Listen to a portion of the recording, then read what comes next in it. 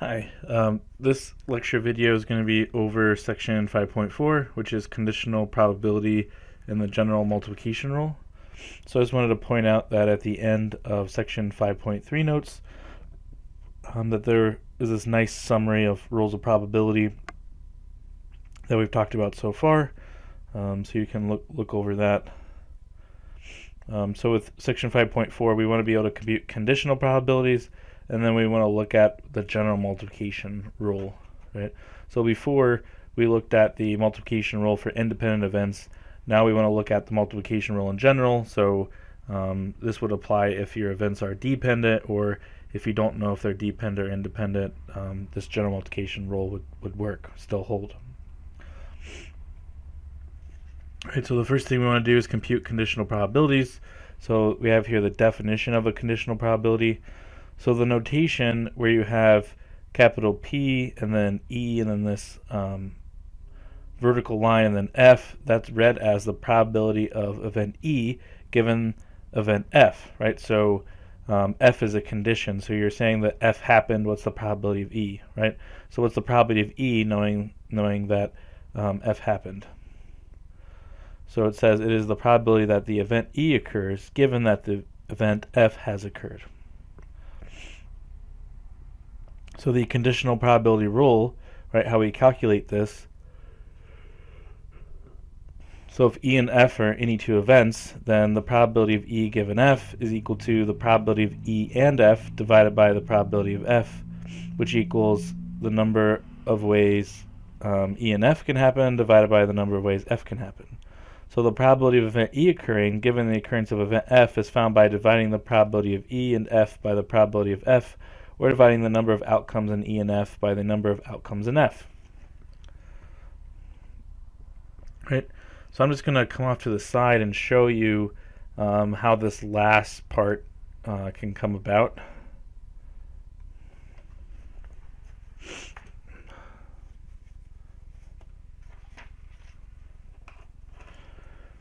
Right, so what we have is that the probability of E given F is equal to the probability of E and F over the probability of F. Right, that's the first part that we're given. So I want to show you where we get the number of E and F divided by the number of F. Right, so this would equal. So the probability of E and F would be the number of ways that E and F happen divided by the number of things in the sample space. And then the denominator, right, where we're calculating the probability of F, well, that would be the number of ways that F can happen divided by the number of things in the sample space, right? So notice both fractions are both dividing by the number of things in the sample space. That's the same number. So if I multiply this times the number of things in S divided by the number of things in S, right? So multiply the top and bottom by the number of things in S, the sample space, then what happens is this will cancel,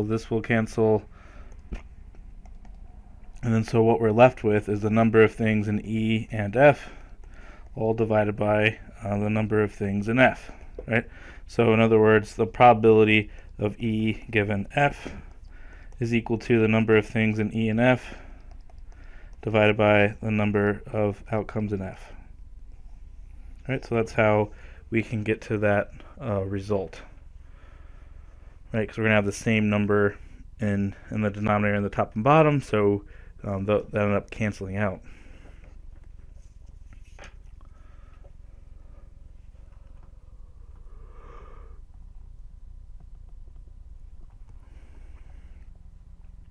Right, so this first example I have is a classic one with a two-way table. So the example is on pet ownership. It says use the table below from a survey done in Professor Belaya's algebra courses regarding pet ownership of students. So part A is we want to fill in the totals, right? So I would take 42 plus 19 to get 61 for the total number of dogs, 10 plus 32 to get 42, right? So just filling in these totals. And then so this would be 60, and then 57. And then the total number of students is 117. Right, so you're just totaling up the rows and the columns. So then part B, we want to compute the probability that a randomly selected student owns a bird. Right, so what's the probability that we select a student who owns a bird?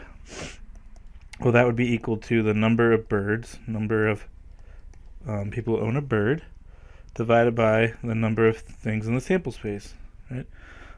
So the number of birds would be this value here, right, 14, divided by the total number of people, which would be this number, right, 117.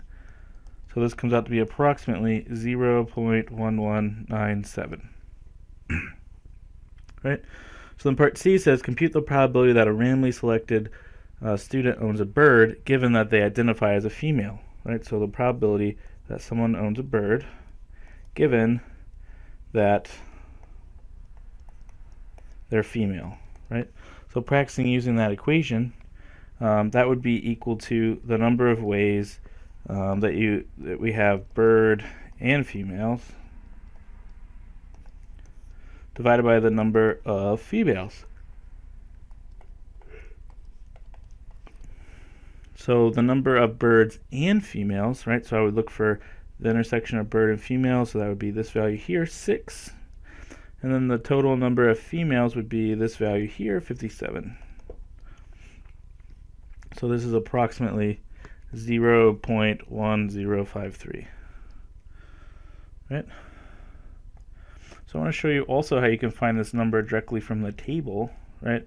So when you think about what's the probability of a bird given you're a female, basically since you're given you're a female, you're only focusing in on the females, right? So the only thing that matters is this row, right? That's the only people you're considering. So then if this is the only thing we have is this row,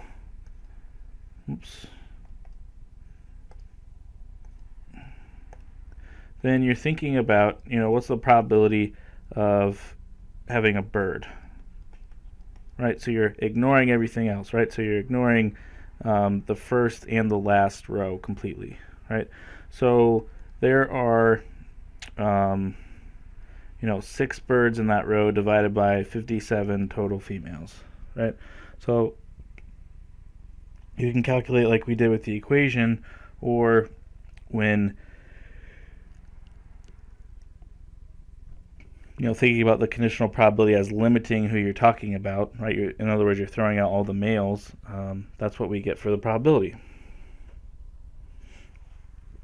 So then part D is to compute the probability that a randomly selected student identifies as a female given that they own a bird, right? So the probability of selecting a female given that they own a bird, this would be equal to the number of females and birds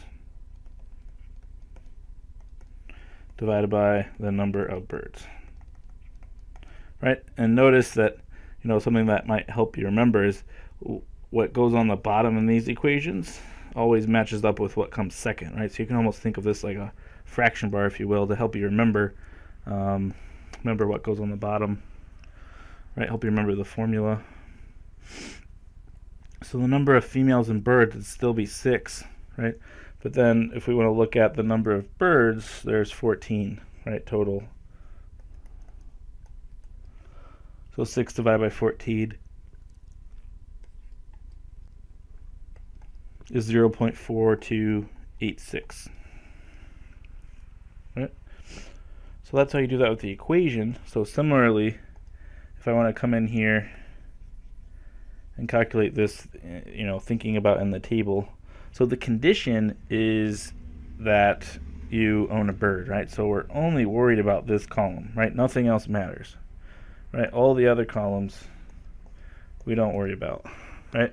So then if this is the only thing that we're given, and we're thinking about what's the probability of selecting a female out of this, well, there's 14 people total that own a bird, and there are 6 females, right? So we get 6 out of 14, just like before.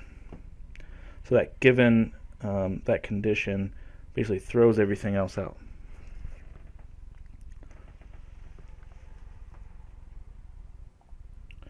Right, so the next example, we have among 200 households surveyed, 110 have high-speed internet, 38 have landline phone service, 128 have mobile phone service, 27 have high-speed internet and landline service, 31 have landline phone service and mobile phone service, and of those with mobile phone service, 80 have high-speed internet.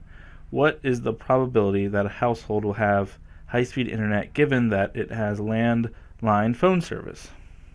Right? So what we're trying to find is what's the probability that we have someone with high-speed internet given that they own a landline. They have a landline. Right? So using that equation from before, this would be equal to the number of people that have high-speed internet and a landline divided by the number of people that own a landline.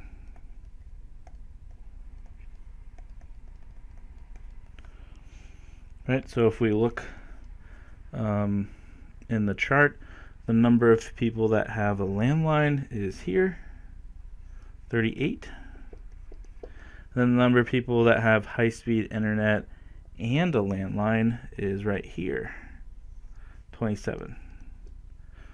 Right, so this comes out to be approximately 0.7105 as the probability. Right, so another practice at that equation.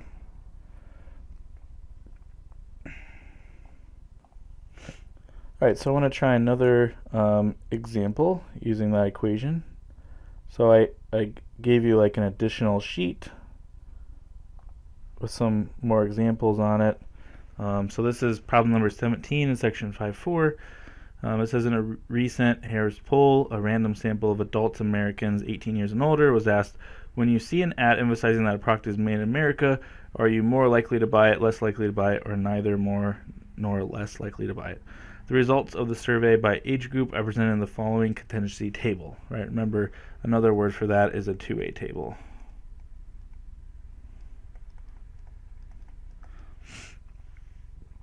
Right, so we have that contingency table, and then we're asked parts A, B, and C. So part A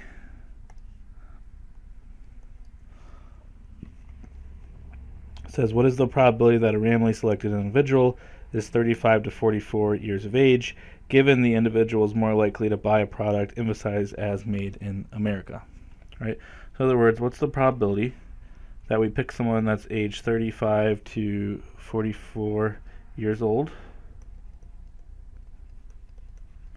given that they were more likely, right, that they said they were more likely to buy the product. Right? So this would be equal to the number of ways that we have, 35 to 44 year old, and they're more likely,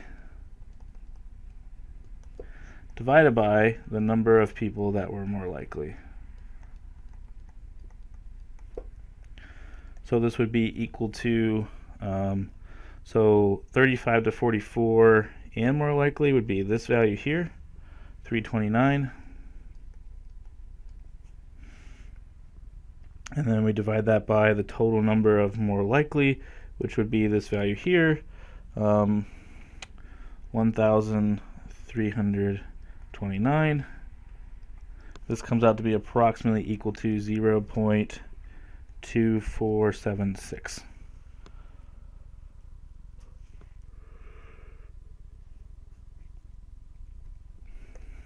Right, so part B is what is the probability that a randomly selected individual is more likely to buy a product emphasized as made in America, given the individual is 35 to 44 years old. Right, so in other words, we kind of flip the condition with the event we're finding the probability of. Right, so what's the probability that we have more likely, given that we have a 35 to 44 year old.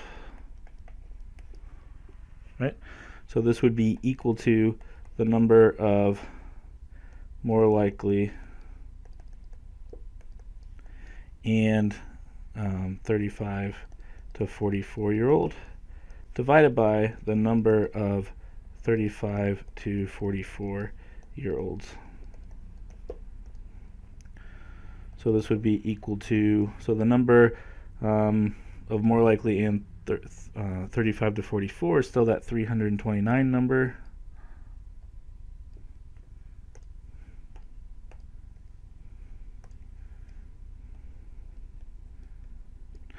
And then the number of 35 to 44-year-olds is this value here. That's 536.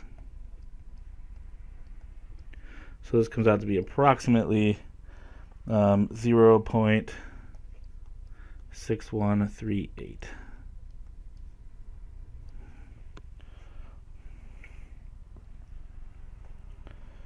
Right. So now I'm ready to look at part C.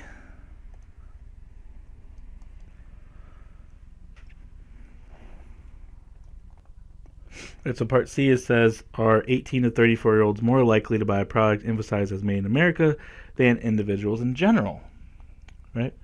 So we want to calculate the probability that that we get more likely, given that we have 18 to 34-year-olds. I want to calculate that. And then I also want to calculate the probability of selecting someone that's more likely in general. Right? Calculate these two values and compare them. Right? That's what it's asking. So the probability that we get someone that said more likely, given that they were 18 and 34-year-old, that would be the number of people that said they were more likely, and they're an 18 to 34-year-old.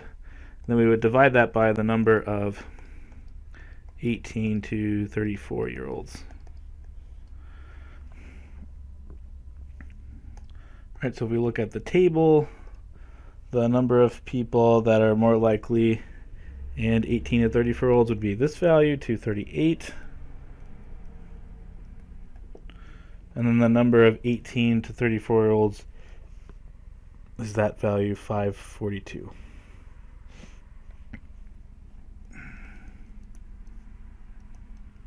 Right, so that gets me to be approximately equal to 0.4391. And then the probability of more likely in general, that would be the number of people that said more likely divided by the number of things in the sample space. Right, so n sub s would be this value here, right? The total number of people is 2,160, and the number of people that were more likely is this value here, 1,329. So if you divide those, you get that's approximately equal to 0.6152, right? So notice that the second probability we calculated here is bigger than 0.4391, right? So this is bigger than 0.4391, right? This probability up here. So we would say no, right? We would say no,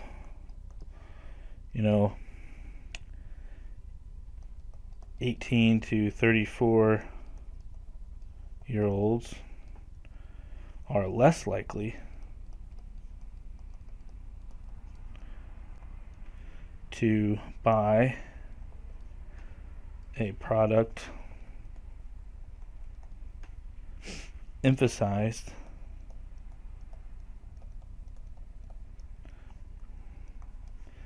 as made in America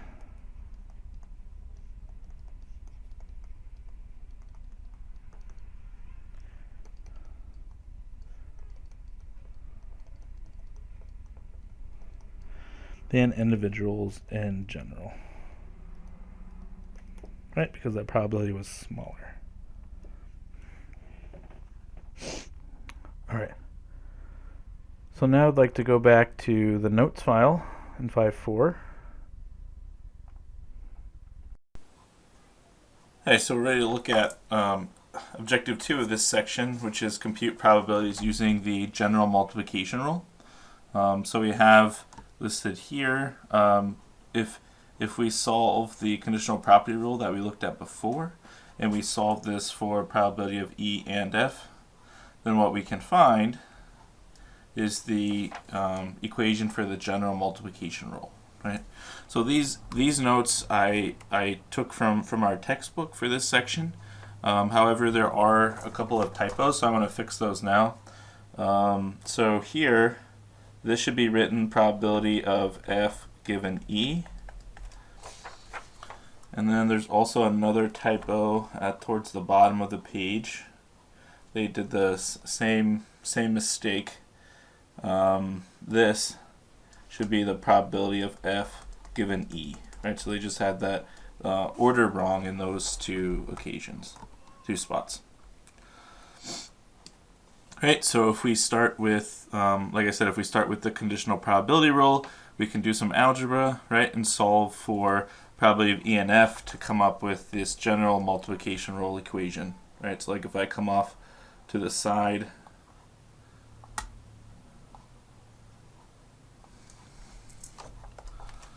right, so if we look at the probability of E given F, that's equal to the probability of E and F divided by the probability of F. Right, so if I multiply both sides by the probability of F, right, then these two things will cancel, right? So what we're left with is the probability of F equals, the probability of F times probability of E given F is equal to the probability of E and F.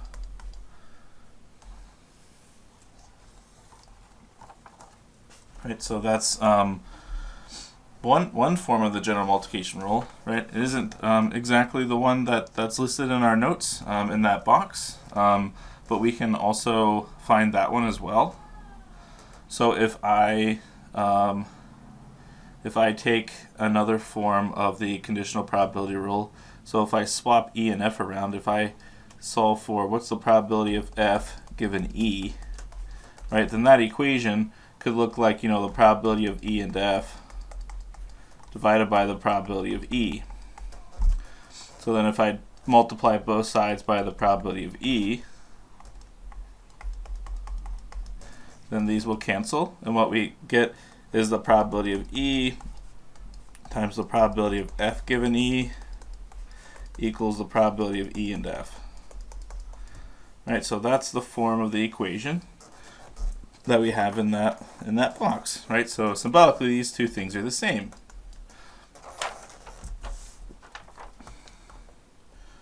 Right, so that's the general multiplication rule. Right, so we use this, even if we're not sure if events E and F are independent or not. Right, so if these two events we know are dependent, then we would use these two forms, or if we don't know. Right, so remember, if we know they're independent, we can just use the multiplication rule. Right, and we'll come back to that idea in a moment. Right, so if I want to find the probability of event E and F, I can use this general multiplication rule, right, for dependent events, or if we're unsure if they're independent or not. So we have this this example here. So it's the same example as before, same information. The difference is, the question's different. It says, what's the probability that a household will have high-speed internet and mobile phone service? Right. So to give us some practice with that equation, I want to use the general multiplication rule to help us, but it turns out that we actually don't need that here in this case. So if I have the probability that I will have high-speed internet, right? So the probability a household will have high-speed internet and mobile phone service, right, can be found by taking the probability of having a mobile phone service times the probability of high-speed internet and, or excuse me, not and, given mobile. Right? So that's just using that general multiplication rule. So then, so basically with the general multiplication rule, you're going to find the probability of one of these things, and then you're going to multiply that times the probability of the other thing we didn't use, given that the first thing occurred. Right? So that's kind of the setup.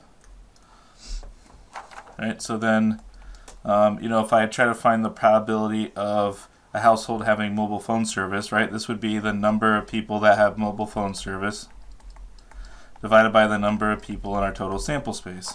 Right? And I would multiply that times. So then this conditional probability, right, we saw before that we could represent this by finding the number of people with high-speed internet and mobile phone divided by the number of people that have mobile phone. So then now it's just a matter of finding these values and the reading, right? So like the number of S here would be 200, right? That's provided here. We have 200 households. And then we know here from this number there's 128 total mobile households with mobile phones. So that would go here and actually go here as well. And then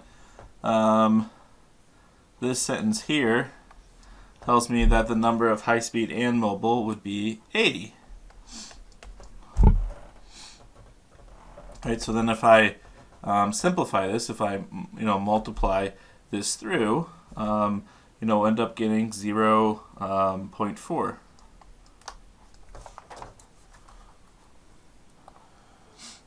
Right. So that's one way to practice this. Like I said, with using the general multiplication rule equation, right, for practice. But as I was saying, really, what you could do is this would be the probability of high speed and mobile. So you could just find this by taking the number of people that have high speed internet and mobile divided by the number of people in the sample space, right? So the number of people that have high speed and mobile we know is 80, right? That was listed here. And then there's 200 people total in the sample space, so this still gives me 0.4, right? So it's reassuring that I got the same answer, finding it two different ways.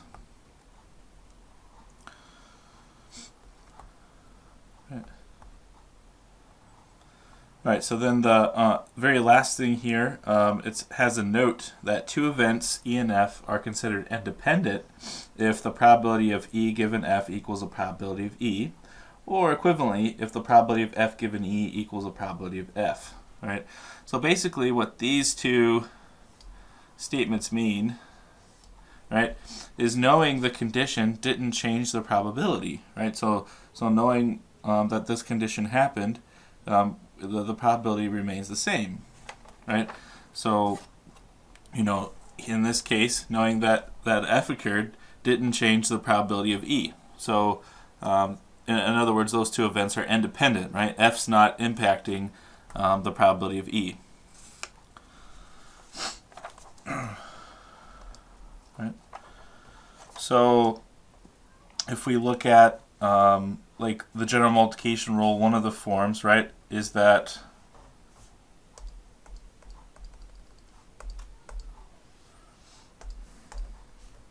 the probability of E and F is equal to the probability of E times the probability of F given E, right? But if E and F are independent,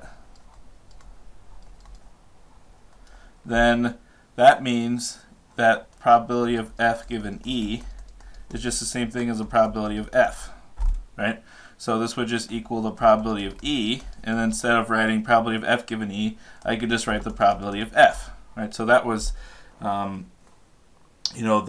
multiplication rule for independent events that we looked at before, right? Where if you have probability of E and F, you just multiply the probability of E times the probability of F, right? And similarly, right, if I had this in the other form, the probability of E and F equals the probability of F times the probability of E given F, right? Then again, same reason, this would be equal if E and F we know are independent. This would just be equal to the probability of F times the probability of E, right? Because this one, the probability of E given F, would just be equal to the probability of E, because if E and F happen to be independent. So the general multiplication rule is more of a bigger rule that can work in any case. And then if we have that special case we looked at before where our two events are independent, then it's a little easier to calculate, right? So we looked at this in the last section, section 5.3. Right? So what I would like to do now is go through two examples with you. So this is number 30 and number 31 in your textbook, and then that'll be all for this lesson. So this first one is problem number 30. It says the local golf store sells an onion bag that contains 35 experienced golf balls. Suppose that the bag contains 20 Title East, 8 max fleas, and 7 top flights. Use a tree diagram like the one in example 5 to answer the following. Right? So what I want to do is I want to let T equal the event that you select a Title East. Right, I'm not a golfer, so I might be saying these incorrectly. We'll let capital M equal the event that you select a max flea.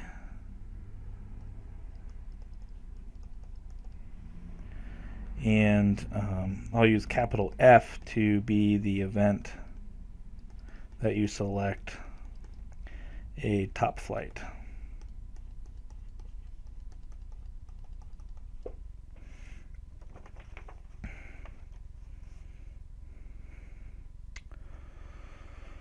All right. So then to make a tree diagram, right, we're going to have basically a starting point over here. And then for the first golf ball, you're going to have 3 options.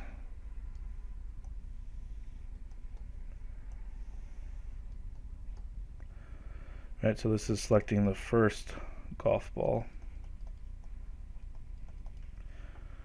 Right, event T could happen, event F could happen, or event F.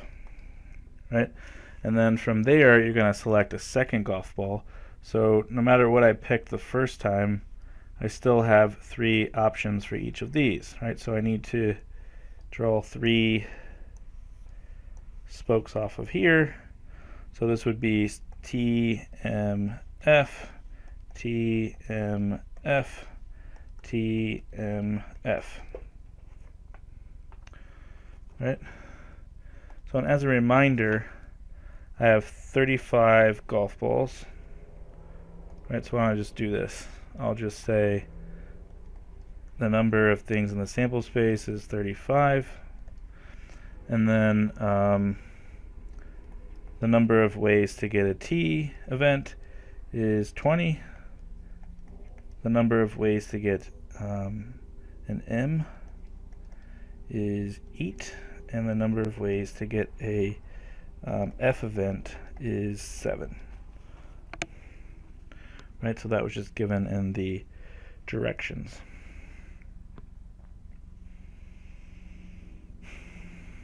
Right, so now what we need to do is fill in the probabilities along each path. Right, so this first one would be, along this this first path would be the probability of getting a T, right? So that's going to be equal to the number of ways to get a T, which is we said was 20, divided by the total number of golf balls, number of things in the sample space, which is 35. Right, so this reduces down to be 4 over 7.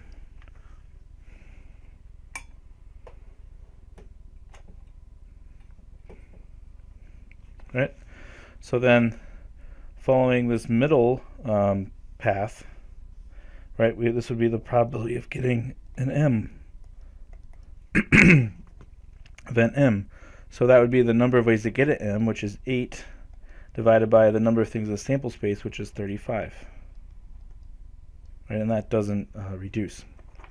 And then if you follow this path here to the F, this would be the probability of picking event F, which would be equal to the number of ways to get F, which is 7, divided by the number of things in the sample space, which is 35. So I can divide top and bottom by 7. This gives me 1/5. Right, so I get all of those probabilities. Right, and then so I could follow, this path, and then this t then next. Right, so in other words, I could get event t on the first golf ball, but on the second golf ball also get a t. Right, and just to make it clear, this row of events here, these are the second golf ball. Right, so this tree diagram is trying to show all possible paths. Right, so if I get event t, a tidal east the first time, I could get a tidal east, a max flee, or a top flight. Right, all those could be options. So then what I want to do is calculate the probability of getting a t event given that I got a t.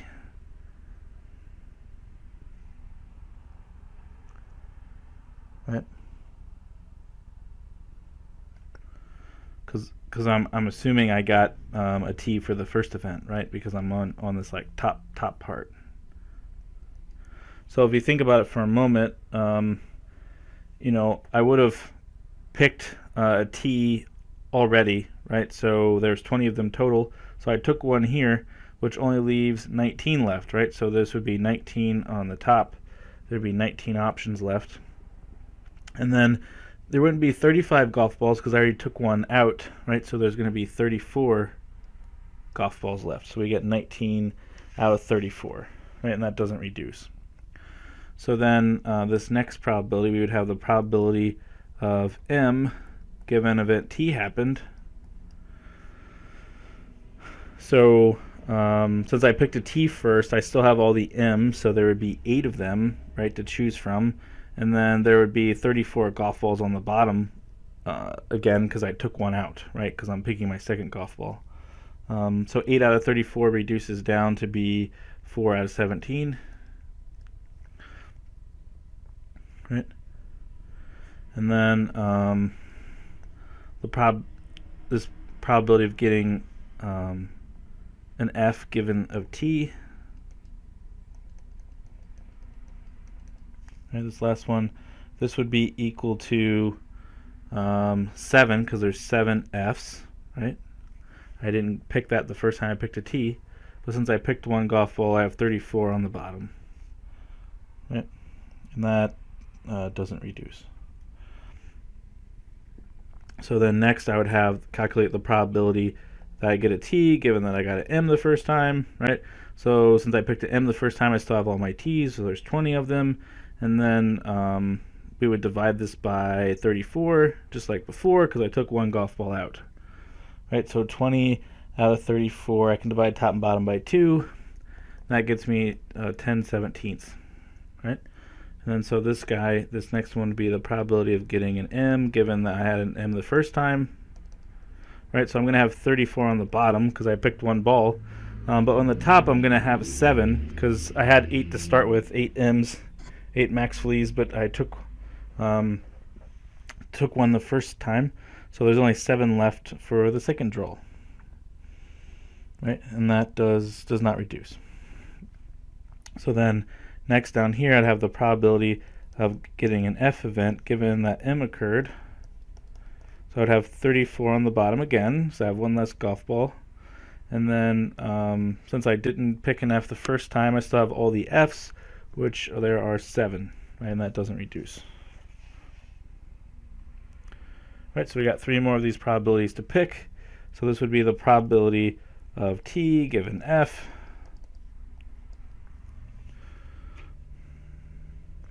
So this would be 20 out of 34, right? Because there's 20 T's because I didn't get one the first time, and there's 34 balls left because I took one out. So 20 out of 34 reduces down to be 10 out of 17. Right, divide top and bottom by 2. And this one would be the probability of getting an M, given that I got an F the first time. This would be equal to, so we have 8 M's divided by 34, because I took one ball. 8 out of 34, I can reduce that down, divide top and bottom by 2. That's 4/17. Right? So lastly, I have the probability of getting event F, given that I got F the first time. So there would be 34 on the bottom, but I'm going to have one less F, right? So there would be 6, right? Because I picked one the first time. So I can divide top and bottom by 2, and that gives me 3 out of 17. Right? So now what I want to do is calculate the probability of TT, right? So really what this is, how I'm showing this first T is what I got on the first draw, the first pick, and this T represents the second pick, right? So in other words, the probability of TT is equal to the probability of T first and T second, right? So using that general multiplication rule, this would be equal to getting probability of T first times the probability of getting T second, given that you got T first, right? So if you notice what that ends up being, so when I follow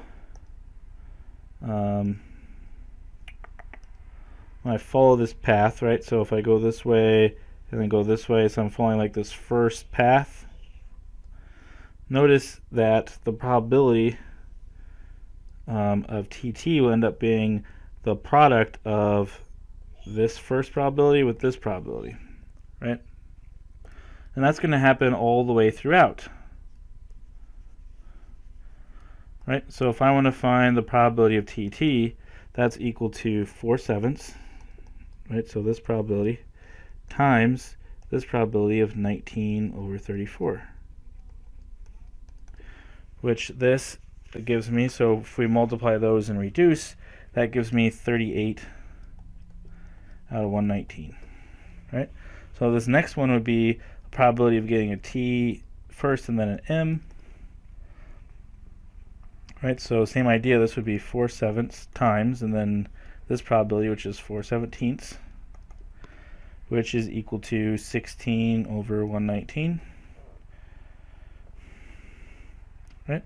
And then the probability of a TF, so T first and then F, this would be equal to 4/7 times 7 out of 34, which gives me 2/17, right, reduced down. Right, so we just need to keep doing this all the way down. So this would be the probability of MT, right? This would be the probability of MM. This would be the probability of MF. Excuse me. So in all these, we'll have this 8 out of 35 first.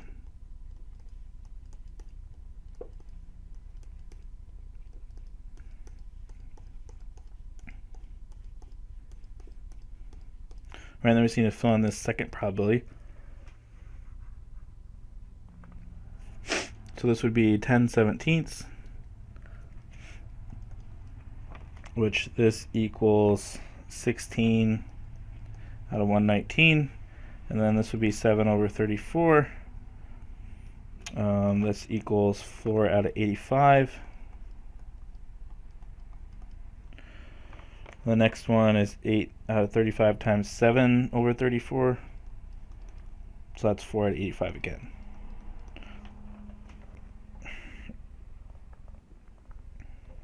Right. So then this next one is probability of f then t. This would be the probability of f then m, then the probability of f and then f. Right. So the probability of f is 1/5, so that's going to be first. Then we would times the first one by 10/17, the next one by 4/17, and then 3/17. Right, so simplifying each of these, you should get 2/17, and then 4 out of 85, and then 3 out of 85. Right, and something that should be true is if I add up all of these fractions at the end, all of them added up together should be equal to 1, right? 100%. So this is how we construct a tree diagram. Okay. So then now that I have a tree diagram made, I can answer the questions. So part A, right, what that says is what is the probability that two randomly selected golf balls are both title east, right? So there's only one event where that happens, right? If I select two, that's where I get a T first and a T second, right? So we calculated that above to be 38 out of 119, which this is approximately 0.319, right? So what I'm referring to is this value here, right? So then part B, it says what's the probability that the first ball selected is a title east and the second ball is a max fly, right? So this represents the probability of Tm, right? Which we found here, right? So that's 16 out of 119, which is approximately 0.134.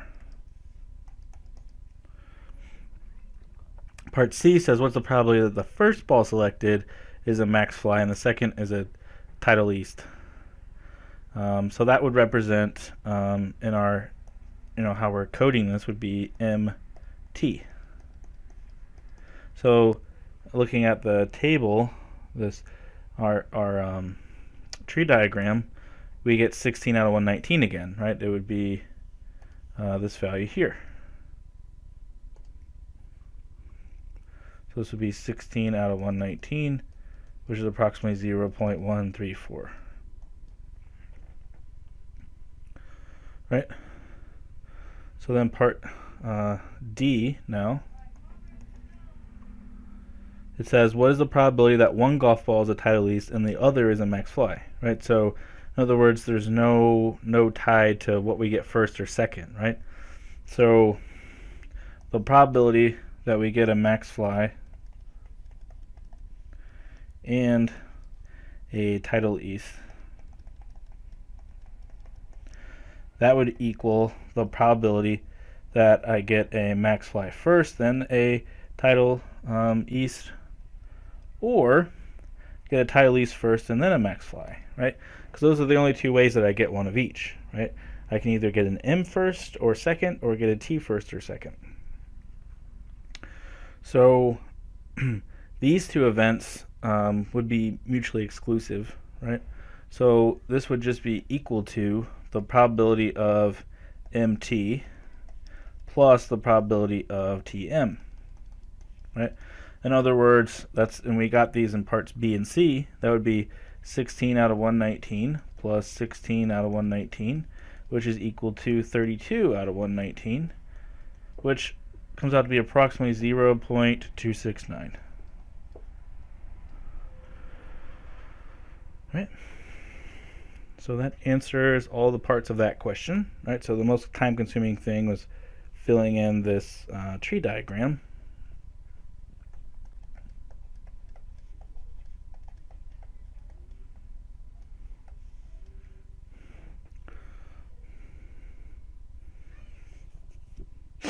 So then the next question, number 31 that I want to do, this will be the last one that we'll do.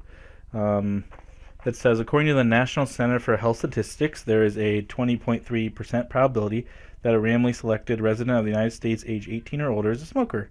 In addition, there's a 44.5% probability that a randomly selected resident of the United States age 18 or older is female, given that he or she smokes.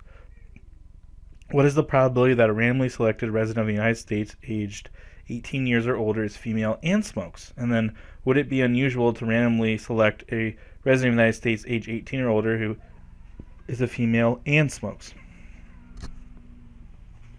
Right? So the values that you should get out of this is that the probability that someone smokes is 0.203. Right? The probability that we get a female, given that we have a smoker, that's 0.445, right? So I'm just using these values given. So then what we're trying to find is what's the probability that we have someone who smokes and is female, right? That's the question. So what we're going to need to do is use the equation, the probability of E and F equals, oops, that should be an F, which equals the probability of E times the probability of F given E, right? So in other words, the probability that someone smokes and is female is equal to the probability that someone smokes times the probability of a female given that they're a smoker, that they smoke. Right? So we can just fill in these values. This would be equal to 0.203 times 0.445, which equals 0.090, right? Rounding to 3 decimal spots, right?